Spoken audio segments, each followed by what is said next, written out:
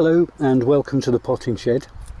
I'm taking some cuttings from these healthy rosemary bushes to grow some new ones to line a path that I'm going to build over the winter. It's a good idea to pop them into water as soon as you cut them and then get them into the soil as quickly as possible.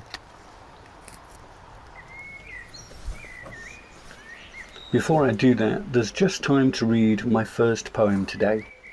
Now, we've had our fair share of storms this year, of one kind or another, and the only good thing that you can say about a storm is that it will eventually pass.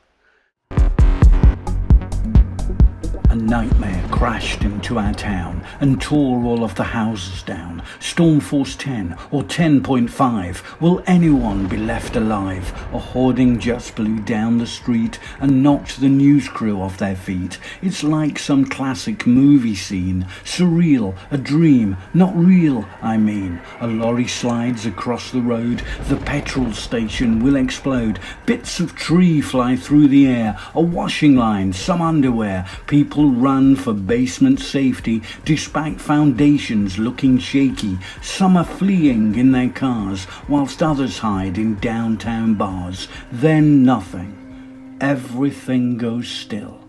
No one moves or breathes until we know the worst of it has gone and peace returns and life moves on.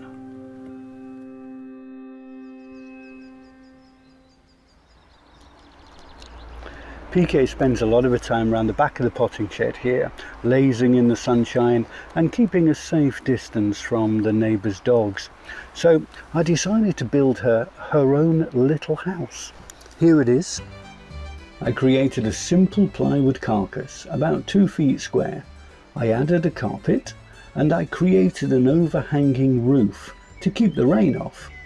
Now, the only challenge is getting PK to come round for a viewing. Whilst I was building PK's villa, it reminded me of a poem that I wrote back in 2018 called The Boxer. A box. This is my cardboard box, but also it's my world, a wishing well or a posh hotel in which you'll find me curled. It's large enough to sit in, and imagine that you're at sea or trekking through the Amazon. It means that much to me. It's brown and corrugated, like the roof on some old shed, cosy in the winter nights, in sunshine cool instead. My box is full of hopes and dreams. Better times will come. A place where I can hide away from almost anyone. I really like my cardboard box. I keep it clean and neat. I haven't got another home, for I live on the street.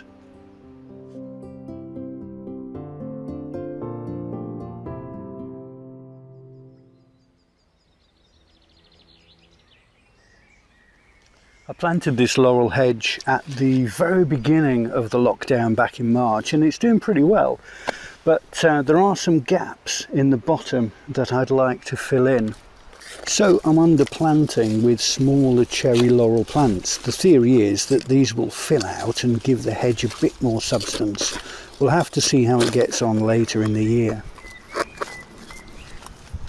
Talking of which, this is the very last episode of season 1, but we will be back later in the year on Sunday, September the 27th for 12 more episodes right up until Christmas. PK and I have really enjoyed showing you our garden and sharing some of our poetry seedlings. Thank you for all your lovely comments, your ideas, your encouragement. That's been really helpful, and please keep them coming. We're going to end season 1 with a poem that I wrote back in April when there were dandelions all over the lawn, but we had a beautiful blue sky. And that's when I came up with the idea of doing the poems in the potting shed in the first place. So thank you for watching, and I hope you'll join us again in Warncliffe Side this autumn. Bye for now.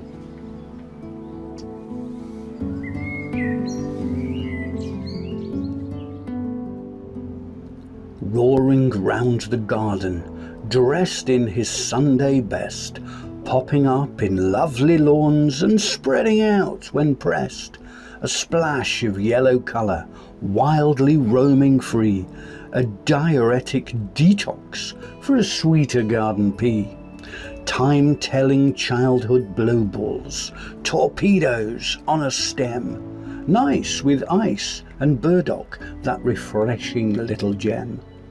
A mascot for the army, resilient and strong, a source of golden nectar for the bees all summer long. A weedy lion for those quacks to take all pains away, but most of all a sign that it's a blue sky sort of day.